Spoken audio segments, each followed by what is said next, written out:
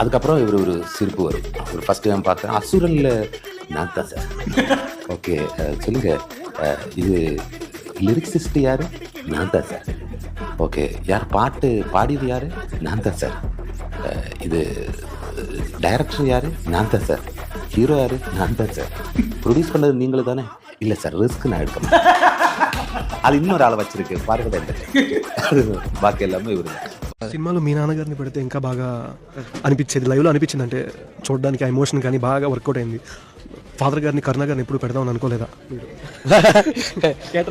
No, I asked first. When I stole the script, he told me I will not act with you. First day he said. Okay. So because he used to tell me, if you act with me and if I act with you, they won't see me as a character, they will see a skin father. Okay. So the character that you wrote, they won't value. Okay. So you have to cast someone else, that's all. Hi, hello, నమస్తే, welcome to movie metre. ముందుగా నా videos చూసి support చేస్తున్న ప్రతి ఒక్కరికి thanks. మీ likes, shares చాలా motivation ఇస్తున్నాయి. ఇక సబ్స్క్రైబ్ చేయని వాళ్ళు ఉంటే ప్లీజ్ సబ్స్క్రైబ్ చేయండి ఫ్రెండ్స్.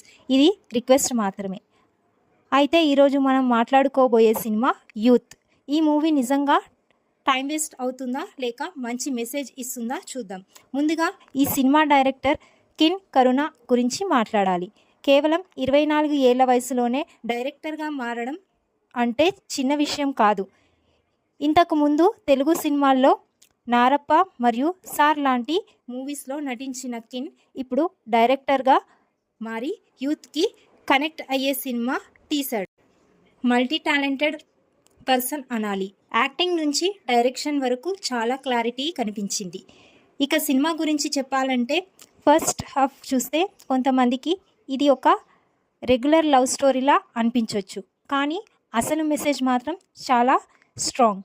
ఈ రోజుల్లో చాలామంది లవ్ పేరుతో టైం వేస్ట్ చేస్తున్న వాళ్ళకి చదువు, కెరియర్ ఎంత ముఖ్యమో గుర్తు చేసే సినిమా ఇది.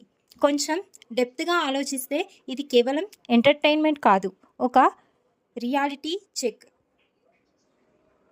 యాక్టర్స్ విషయానికి వస్తే ఎవరూ ఓవర్ యాక్టింగ్ చేయలేదు, చాలా న్యాచురల్గా చేశారు. అదే ఈ సినిమాకి ప్లస్ పాయింట్. కామెడీ కూడా బాగా వర్కౌట్ అయ్యింది. కొన్ని సీన్స్ నిజంగా ఎంజాయ్ చేస్తారు. మ్యూజిక్ బాగానే ఉంది, కానీ ఇంకా కొంచెం బ్యాక్గ్రౌండ్ స్కోర్ ఇచ్చి ఉంటే ఇంకా బాగా ఎలివేట్ అయ్యేది. ప్రొడక్షన్ వాల్యూస్ కూడా డీసెంట్గా ఉన్నాయి, క్లారిటీ కనిపిస్తుంది. ఇక నెగిటివ్స్ గురించి చెప్పాలంటే కొన్ని చోట్ల తెలుగు డబ్బింగ్ సరిగ్గా సెట్ కాలేదు, అది కొంతమందికి ఇబ్బంది కలిగించవచ్చు. అలాగే స్టోరీ కొంచెం ప్రిడిక్టబుల్ అనిపించే అవకాశం ఉంది.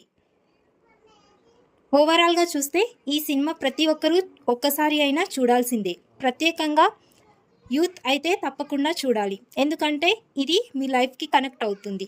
నా రేటింగ్ వచ్చేసి 4 out of 5. ఇది నా రివ్యూ. మీకు నచ్చితే లైక్ చేయండి, షేర్ చేయండి, మరియు మన ఛానల్ని సబ్స్క్రైబ్ చేయడం మర్చిపోకండి.